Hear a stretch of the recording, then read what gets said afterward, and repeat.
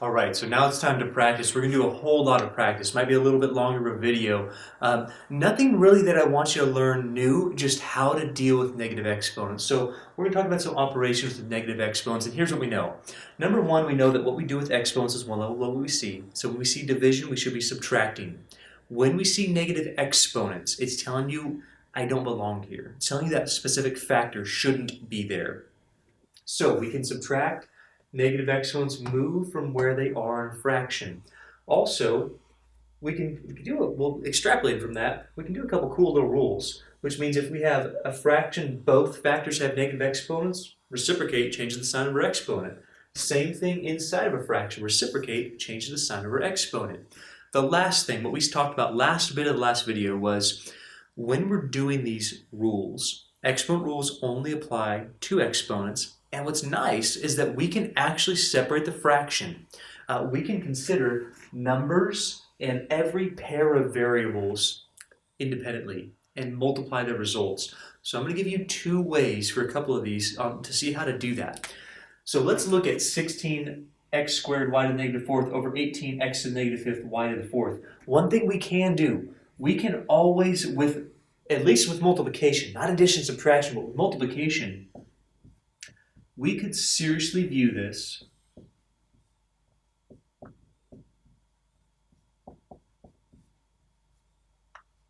as three different fractions being multiplied and simplify each one. We can totally do that. What I don't want you to do is accidentally start subtracting the numbers, the coefficients. Don't do that.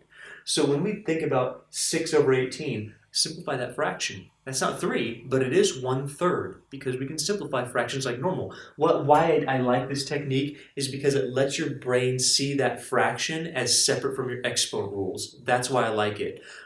It's not the quickest technique, but it is one that's kind of nice. So we can think about this as 1/3. Now, x squared over x to the negative fifth. There are two options here. I'll show you both of them. I'll show you the one that I prefer first, and then I'll show you the one that you can do second. The one I prefer first, I like to move negative exponents before I do operations. That's what I like to do. Do you have to do it that way? Not at all. Okay, you don't have to like the same ways that I like. That's okay. We can both get the same answer. What I like to do is I simplify my fractions that are just numbers, no exponents, no problem. Then what I do is I look at every pair, and I'm going to think about this. That says I'm in the right spot. X squared looks great. But x to the negative fifth power, that's not so great because that's a negative exponent. It's really hard for me to deal with that. So I'm going to move that factor. This factor says I'm supposed to be on the numerator. This factor says me too because I'm not supposed to be on the denominator. It's not negative supposed to be where it's at. Let's move it. How? Well, let's keep the x squared where it is, but furthermore, let's create the y to the fifth power. Change the factor from where it's at. It's going to change the sign of your exponent. There's nothing left besides 1 in the denominator. Now, do the same thing with the y's. This y to the fourth down here says I'm supposed to be here. This y to the fourth, y to the negative fourth, says I'm not supposed to be on the numerator. I'm also supposed to be on the denominator, leaving only a 1 on the numerator. Can you see why I might like this technique? Because what's going to show me, it's going to show me where all of my numbers are, where all my variables are, either numerator or denominator, and it's already going to be positive exponents. That's nice. So all we have to do is use some basic exponent rules. Now instead of division, I see multiplication. That's great. So I'm going to add my exponents now. Here we get x to the seventh over 1. Here we get 1 over y to the eighth. I understand there's lots of steps here, but you got to understand, I've been doing this for a while. I see a lot of little mistakes that happen. So I'm trying to give you a method that works every time. One thing that works every time is separating into several fractions, one for the numbers and one for every single variable factor that you have. Move your negative exponents first, create all positive exponents, and then add your exponents. Where your answers are are already given on numerators or denominators. So we just have to put all this stuff together. On the numerator, hey, we separated by multiplication. We can also create a new fraction by multiplication. On the numerator is 1 times x to the 7th times 1. You're just going to get x to the 7th.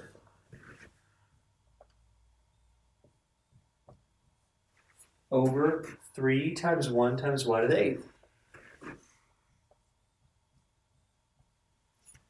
Completely done. Are there other ways to do it? Of course there are. Yeah, there are.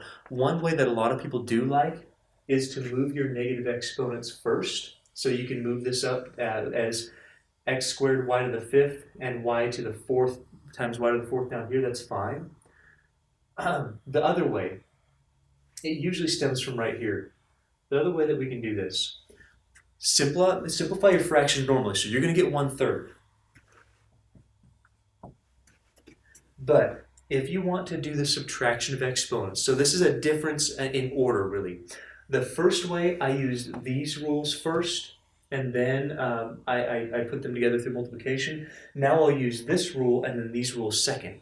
So if you look at x squared over x to the negative 5th, can you still subtract exponents? Well, yes you can. But notice, you'd have x to the 2 minus negative 5. 2 minus negative 5. You're always, okay, you're seeing division, man. You got to subtract. You're seeing division, subtract 2 minus negative 5. That's 7.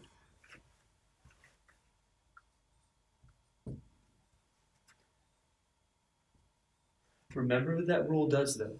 That rule always puts whatever you get, whatever your result is, always goes on the numerator.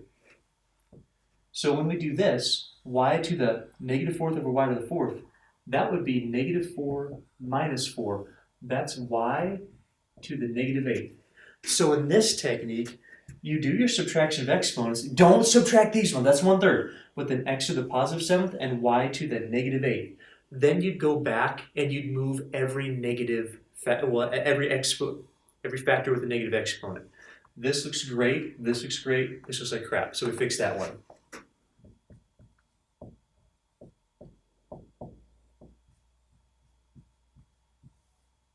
And you can see that we get exactly the same thing as that.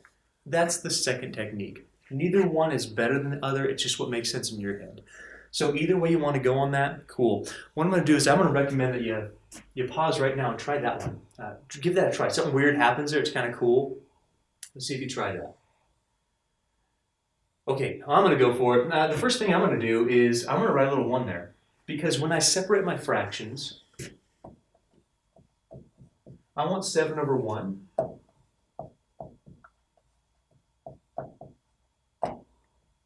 I want x to the negative 3rd over x to the negative 3. Well, that's interesting, isn't it? Y to the negative 5th power over y to the negative 2. I like the separation. Now, let's start simplifying the fractions. The first thing I could do here, hey, 7 divided by 1, leave that like it is. You can put 7, but I like to show the fraction. That way we can multiply our numerators and denominators in a moment. How about x to the negative 3 over x to the negative 3? Could you subtract them? Subtract the exponents. Sure. Negative 3 minus negative 3, that's 0. 0. X to the 0 power gives you 1. Anything to the 0 power is 1. Also, think about it this way. You're dividing something by itself. You should get 1. Or if you switch both the factors here, like you could do here, okay, well, I'm going to have x to the positive 3rd over x to the positive 3rd. No matter what you do, you're going to get 1 right there. That's going to completely cancel out, give you 1, which is interesting. So we could do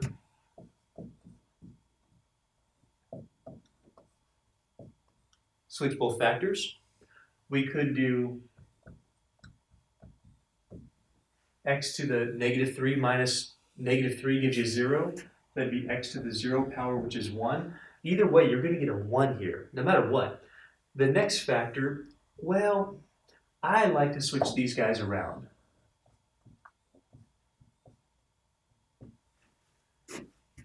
This y to the negative fifth power says I'm not supposed to be here, I should be on a denominator. This y to the negative second power says I'm not supposed to be here, I should be on a numerator. So this is going to go to the denominator, this factor is going to go to the numerator, thereby creating different signed exponents. So instead of negatives, we get positives. They're easier for us to think about. Well, they're easier for me to think about at least.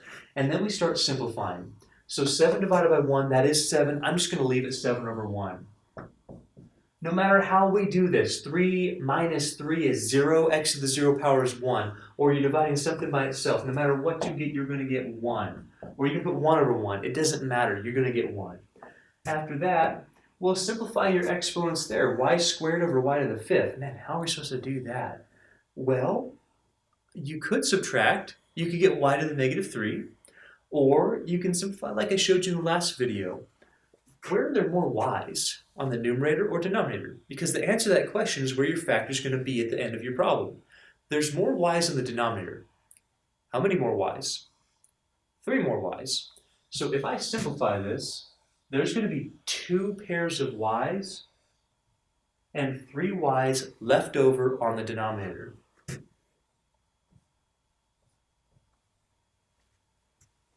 Let's multiply what's left over. 7 times 1 times 1 is 7. 1 times 1 times y third is y to the third. That's all we should end with. If you do it the other way, I'll show that to you as well.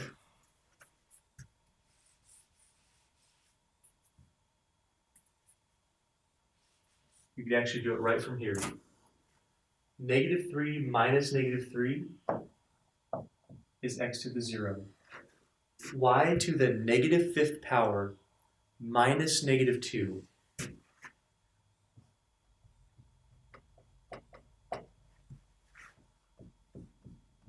That's 7 over 1 times 1. Anything to 0 power is 1. And then y to the negative third power.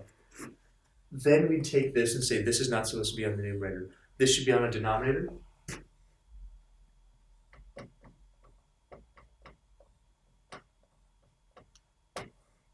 We get exactly the same answer. That's the idea here. Unfortunately, not unfortunately, fortunately there's lots of ways to do this, but almost unfortunately, because I can't show you one specific way to do this and it'd be right, well, it'd be the same thing you would do all the time. There's lots of different ways to do this. One way is to use your subtraction every time.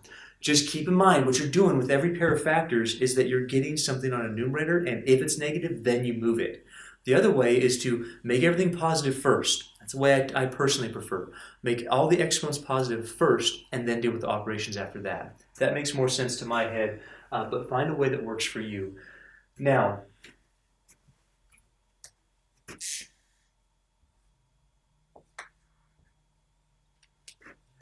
what we do have to do, though, is be very conscious that order operations still apply. And when we're distributing exponents, it distributes across multiplication only, but it does have to distribute. So we're going to deal with order operations in the same way we always do, in that we need to deal with that exponent before we start combining anything else. So firstly, I'm going to look at this and go, you know what, forget the denominator. So I'm going to model this for you. I'm looking at the problem thinking, man, I'm going to eventually have some like bases, that's great, but I have everything wrapped up with an exponent. I'm going to look at what is inside there, what operation. I have an exponent outside, I have multiplication. I know that exponents distribute across multiplication. That's a good thing. But I also know that I got some factors. If exponents distribute across multiplication, they're going to every factor. So I'm seeing exponents. I'm going to multiply my exponents of every factor. So 1 times negative 3 is negative 3. 5 times negative 3 is negative 15. On my denominator,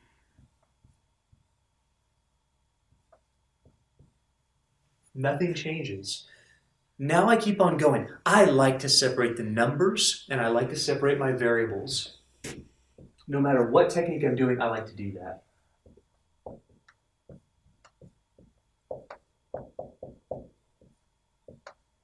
Sometimes I don't specifically show the step. Sometimes I just think this step. So I separate in my head the numbers first and then the variable second. So now I'm looking at this. I'm thinking, well, Those are not common bases. Don't do any exponent rules with that. Just move your 2 to the negative third. So the first thing I'm thinking about is I have some numbers here. This 4 to the first power looks great. Any factor with a positive exponent stays. That's a good thing. Any factor with a negative exponent moves. So I'm going to create this as 4 on the denominator, but then this says I'm supposed to be on the denominator too. And by moving a factor with a negative exponent, it changes the sign of the exponent. Then I'm thinking, what's left on the numerator? If I move everything away from a numerator or a denominator, 1's the only thing remaining. Then I deal with my b's. Now, there's 2 options here. Both of them are good. Both of them are great options. You could straight up just subtract them. Negative 15 minus negative 6, that's negative 15 plus 6, that's negative 9. So we'd have b to the negative 9th on the numerator. That's fine. Or we switch the factors where they are because they both have negative exponents. So b to the negative 15th says I'm supposed to be b to the positive 15th on the bottom. B to the negative 6 says I'm supposed to be b to the positive 6 on the top. Like that. That right there has changed all of our negative exponents into positive exponents by moving factors from where they are in a fraction. Perfectly fine.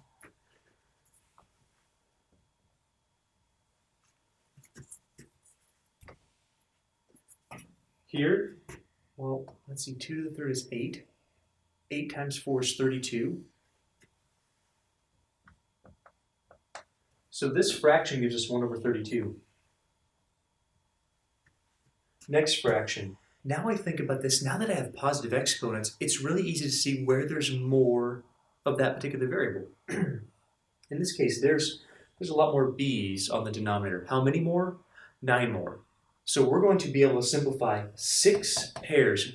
There's 6 b's on the numerator. There's 15 on the denominator. Think about that. We'd be able to pair up b over b, b over b, b over b 6 times. So we'd be able to cross out all of these b's. How many would it cross out with down here? Well, 6 of them.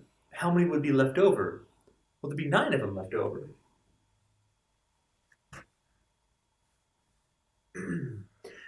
That means that we'd have 9 b's after all of our simplification. This is the simplification method. 9 b's on the denominator. We'd have no b's left in the numerator. We'd only have 1. That's one way to go about it. We get 1 over 32b to the 9th. No problem. Hopefully that makes sense.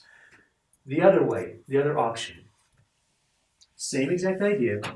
I would certainly move this no matter what. That's what I would do because it's very hard to think about 2 to the negative third power. There's no common basis. We move that. But the other option would be subtracting, like I mentioned. If you subtract, we'd literally have negative 15 minus negative 6. That's b to the negative 9th, but it would be on a numerator. And then it kind of glares at you, says, I'm not supposed to be there, I'm supposed to be at a denominator, so we move it.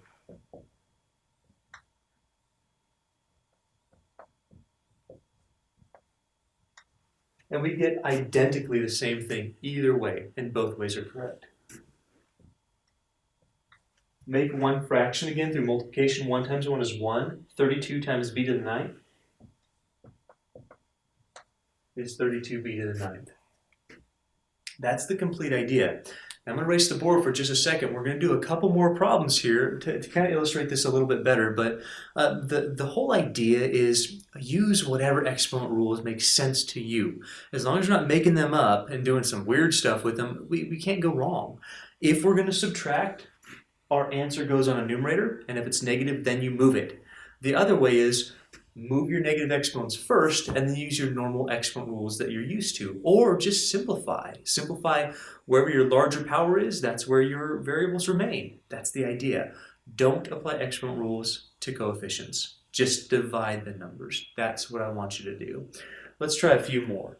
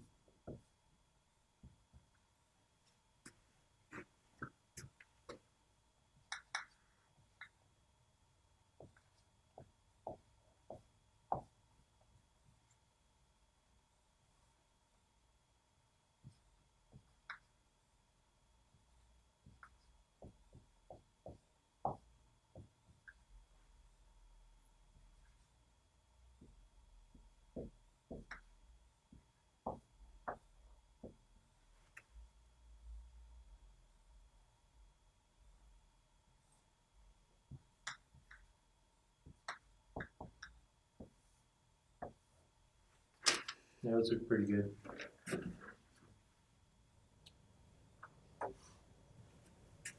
Okay, so let's go back to our exponent rules. Let's conquer these three problems. I'm not gonna have you do them on your own. Really, I want you to go through it one time with me to make sure everything's making sense.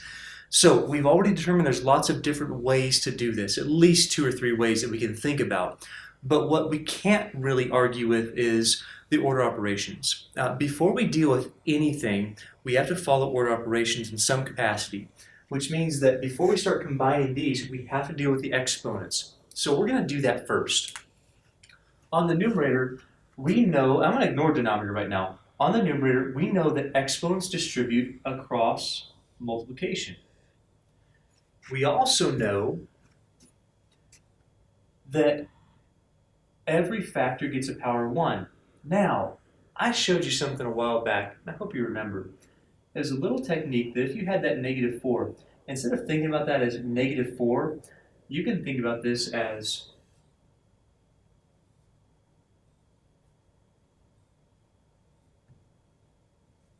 negative 1 times 4. Now, you can do that, or think about this as negative 4 itself. Either one's fine. But make absolutely sure that you're not doing a little silly mistake here, which it gets a lot of people. A lot of people go, oh, that's going to be negative 16, because the negative is not in parentheses. It is. It is in parentheses. That 2 has to somehow be an exponent on a negative number here. So if we want to do this and just show that's negative 4, then you can give that an exponent of 1. That's fine. But what we're looking at is that exponent does distribute across multiplication. That's awesome. But it also has to go to every single factor, including negative 1s. So we have negative 4 to the first power. Oh, I'm seeing exponents. I'm going to multiply. So that gives me negative 4 to the 1 times 2 is 2. 4 times 2 is 8. 2 times 2 is 4. All over. Oh, wow. That exponent, well, that also distributes across multiplication. I only have 2 factors in here. I have x to the first, that's great. It's going to get the negative 3. I have y to the negative 5th, that's great too. It's going to get the negative 3. So that's going to give us x to the 1 times negative 3 is negative 3. Negative 5 times negative 3 is positive 15. Positive 15. Now I'm going to take a little bit of time. So I'm going through this. I've already made sure that that exponent distributes across multiplication. It goes to every single factor. My negative coefficient is in parentheses, signifying that that number gets raised to that power. That's awesome. After that, my denominator, well, that exponent also distributes across multiplication to the 2 factors I have. 1 times negative 3 is negative 3. Negative 5 times negative 3 is positive 15. I'm going to take just a moment. I'm going to simplify my numbers if possible. So negative 4 squared, I'm thinking that's 16. I'm also going to organize my variables.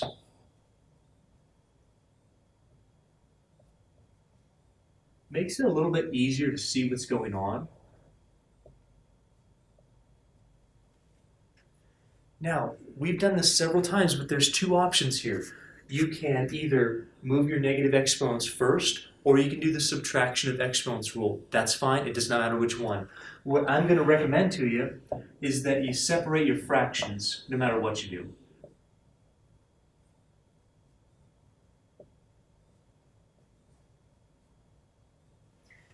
What that does, it makes you not do silly things like subtract 16 minus 1. You're just dividing here. 16 divided by 1 is 16. You don't have to simplify the fraction, just leave it. Either way you go, no matter what you do, you're going to get x to the 11th on the numerator. Can you see it at this point? Can you see, well, yeah, I'm going to move my x to the negative 3 to the numerator and add, or I'm going to do 8 minus negative 3, which is addition anyhow. No matter what, and hopefully you're at this level right now, that you can look at that and go, move that to the numerator and add them together. Or do the subtraction, 8 minus negative 3, and get plus anyhow.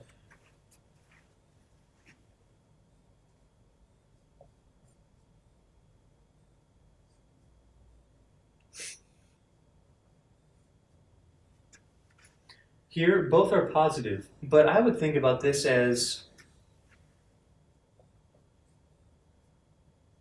a simplification idea. There's 15 y's on the denominator of a fraction. There's only 4 on the numerator. That means that when we start simplifying, our denominator is going to definitely outpace. You have 11 y's left over on the denominator. Could you do subtraction and do 4 minus 15? Yes, absolutely. You get y to the negative 11th. But that's saying you should move it back to the denominator. So no matter what, whatever technique we do, and I would like you to walk through this now that you've seen this on your own to try to get that same answer. We would get 16 on the numerator.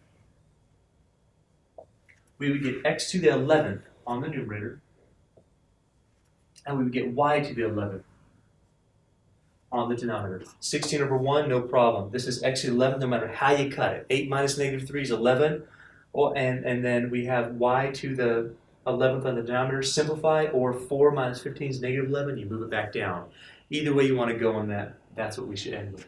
Now, a couple special cases I want to cover, and then we're going to be all done with this. The first one, we do have a couple kind of cool little rules here. If both of your exponents are negative, you can reciprocate your fraction. That's fine. So if you have negative exponent, no matter what you have inside, you can actually reciprocate these fractions and it would change the sign of your exponents. So we could reciprocate this.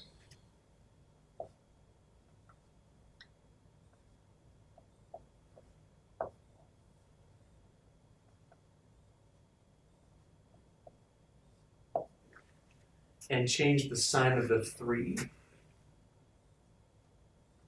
and the 2. It doesn't do anything to the insides because in reciprocating those fractions, you're changing the sign of all of them, really, aren't you? If you reciprocate this fraction, move this to the numerator, it changes the sign of the thing you're going to distribute, the thing you're going to multiply. It changes the sign of everything right now, which is kind of nice. That saves you a lot of multiplying by a negative. So it's a nice rule to use so that we don't have to multiply by negatives and actually accidentally get sign errors. Now take a moment. I would really love it if you try the rest of that on your own. Okay, so here we go. What we know is that exponents distribute across multiplication. They distribute to every factor that we have, including coefficients, so these factors that are constants. So on the numerator, we're going to get our 4 to the 1 times 3 is 3. 2 times 3 is 6 for the m. Negative 4 times 3 is negative 12 for the n. All over, hey, there's only 2 factors in the denominator, but both of them are going to get that power 2. So for the first one, m to the second squared, 2 times 2 is 4. And then for the n, negative 6 times 2 is negative 12.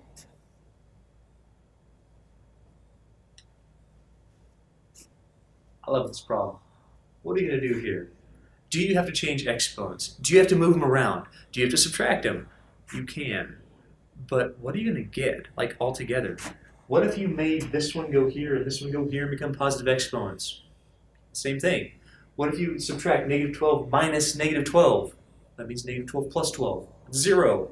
What if you see the same something over itself? No matter what, you can still completely simplify factors that are identical. That's fine. You're going to get 1. So all we're really left with is these 2 factors. 4 to the third, well, that's 64.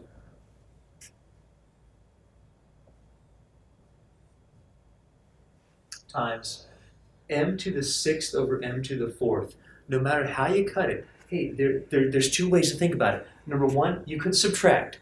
Top exponent minus bottom exponent is m squared on the numerator. Or, where are there more m's right now? Because there's no negative exponents, that's fantastic. Well, there's more m's on the numerator. How many more? Well, 2 more. So when you simplify out, we'd have 2 m's remain on the numerator, just like subtraction technique would tell us. Either way you go, we simplify and get 64 m squared. Done. Last one. That's really this rule right here. If you have a fraction that's raised to a negative exponent, yeah, well, let me backtrack for a second. Did I have to do that? Did I have to reciprocate? And the answer is no. I could have distributed that -2 and that -3 onto everything and then changed all your negative exponents. It's just you deal with a lot of negatives that way. So sometimes it's nice to use these little rules to help us avoid some sign errors that we're just prone to make. Same thing here. If you really wanted to, you could distribute that -2 across every single factor that you have. Here and here and here and here and here. All 5 factors that you have. Personally, I don't like that. I would rather reciprocate the fraction and have it change the sign of my exponent. That way I'm not multiplying everything by -2, I'm multiplying everything by +2. That's nicer for me. Now, another question comes up I get asked all the time. Well, wait a minute. Can't you simplify this first and then distribute the -2? Yeah, you can do that too. As long as you're following some rule that we've done, you can't get it wrong. What people do is they misinterpret the rules, or they try to make them up themselves, and that's not a good thing. So one thing we can do, because I want to illustrate the rules that I've given you, we can reciprocate this.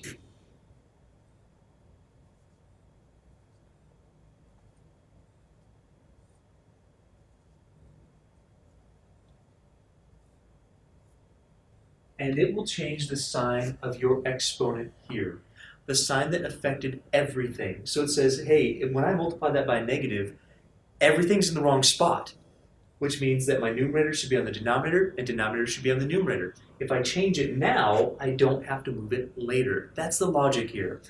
Now we see, okay, could you simplify this? Yes. Would some people simplify that?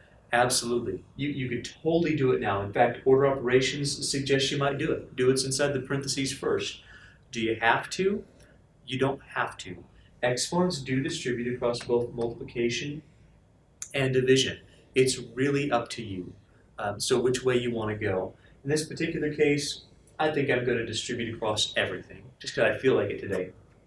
So exponents distribute across multiplication to every single factor that's given to you. There are 1, 2, 3 by multiplication and 2 by division. So distribute all 5 of those factors. 1 times 2 gives us 2. Same thing for the A. Same thing for the B. -2 times 2 is -4. Over on the denominator, -5 times 2 is -10. And 2 times 2 is +4. Now it is really up to you. Take a moment and try that. Now, it doesn't matter how you really want to do it. The only thing I'm really encouraging you to do is separate those fractions. So one for each factor that you have. Constants, and then variable, and then variable, and then until you run out of variables. And then use whatever technique you'd like. If you want to move negative exponents first, like I like to do, cool. If you want to just do the subtraction technique and then move negative exponents second, that's cool too. It doesn't matter. So no matter what we get, you should end with a 4 over 1. Can't simplify any more than that.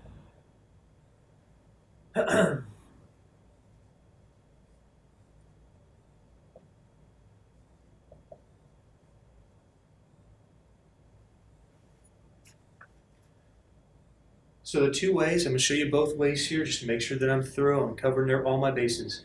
The first way is to move exponents. Move your negative exponents. So we get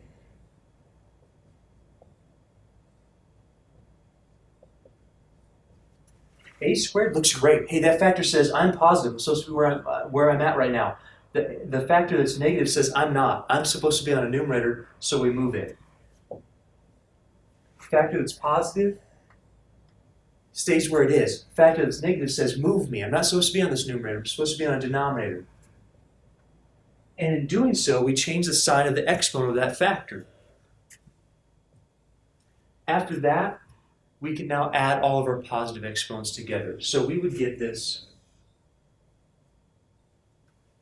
4 and a to the 12th over b to the 8th.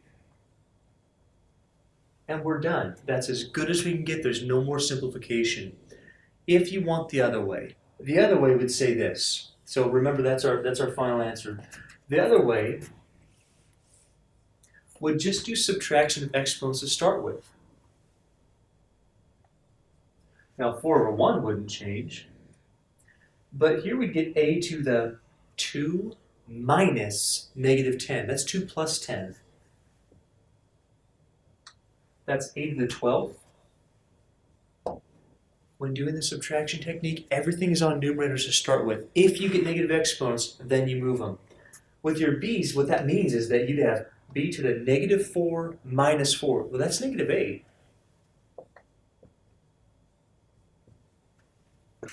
Positive, don't move it. Positive, don't move it. Negative would go to a denominator, and that's exactly the same thing that we get. I really hope it made sense to you. I hope that you see how some of these nice rules work for us. I really hope that you see that, man, it's kind of encouraging. You can't screw it up. As long as you're using one of the rules. Think about your numbers and your variables independently. Move your negative exponents first, cool, or use a subtraction rule, no problem. The only thing I'm really getting at is that if you use a subtraction rule, whatever you get starts on a numerator. If you have negative exponents after that, then you move them. Use your simplification technique when you can. Wherever your larger exponent is where your variable is going to remain. So we've practiced it many times. Maybe go back and try some of these examples on your own now that you've made it through. See that you're understanding the separation of the fractions ideas and multiplying what you're getting back. See that you understand where your negative exponents really move on your fraction. That's important. And then after that, make sure that you can do both ways. You can do the subtraction technique I've shown you. You can do the simplification technique I've shown you several times, like here. And you can do the moving the negative exponents idea. They all are very, very useful, and they all work in different contexts.